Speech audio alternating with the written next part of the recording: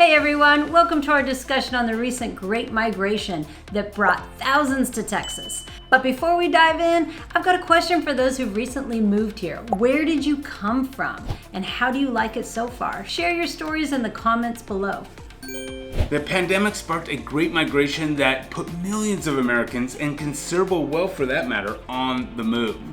That was especially true right here in Texas, which added the second most number of people via migration since mid-2021 all the way to mid-2022. Now, the estimates from the Census Bureau of American Community Survey indicated that Texas added just over, check this out, man, Okay. 668,000 new residents. Holy moly. Yeah.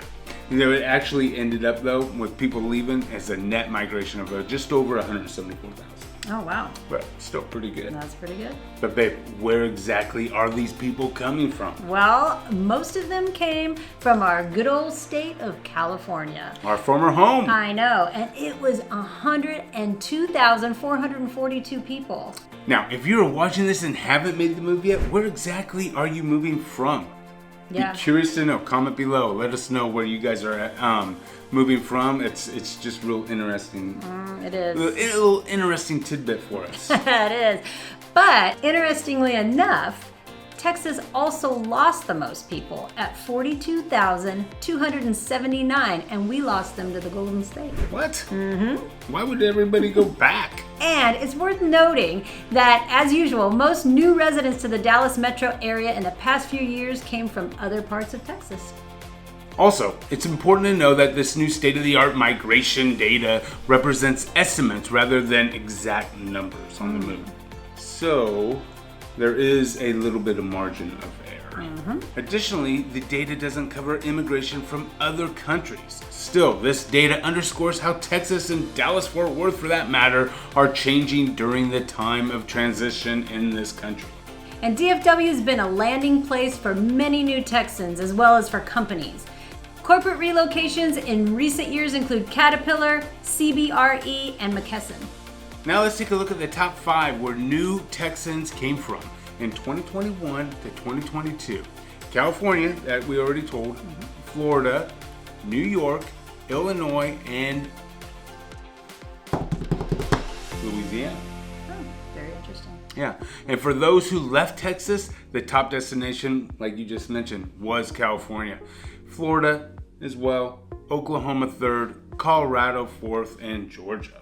If you're part of those statistics, share your journey as well. Let us know where you moved to from Texas. Yeah. While experts say the Great Migration has slowed, it's still having a substantial impact on local economies, even as remote work availability is lessening. And that's particularly true when it comes to housing and workforce development. Oh, we've seen it every single day.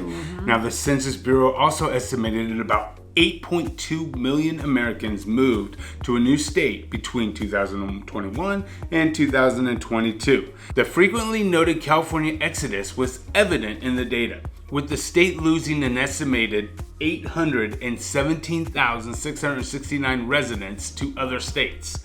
That was by far the nation's highest total.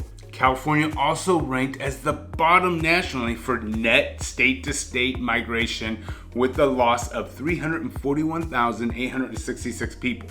And not surprisingly, high-growth Sunbelt states were the biggest beneficiary of California's losses. After Texas, the top destinations for those leaving California were Arizona and Florida. Makes sense. Sunbelt states also led the way, and by a wide margin for the migration gains, with Florida edging Texas for the top spot. Florida's been a long destination for snowbirds, and its lack of state income tax also has helped it lure the new residents. Now, a host of factors have been driving residents to states across the Sunbelt, including strong job growth, relative affordability compared to coastal hubs, and quality of life amenities. But the number one driver, at least from our clients it seemed, was politically driven. That's correct. Now, one outlier in the top 10 states for net state-to-state migration was Connecticut, which had a net gain of 56,582, fueled in large part by migration from New York. At the other end of the spectrum, California was joined by New York and Illinois for states with the greatest net loss in total. 18 states posted a loss in net state-to-state migration. So what's your take on this great migration? Are you part of this trend, or do you have thoughts on how it's shaping our communities? Let's discuss in the comments below. Until the next time, I'm Andy. And I'm Patrice. Take care.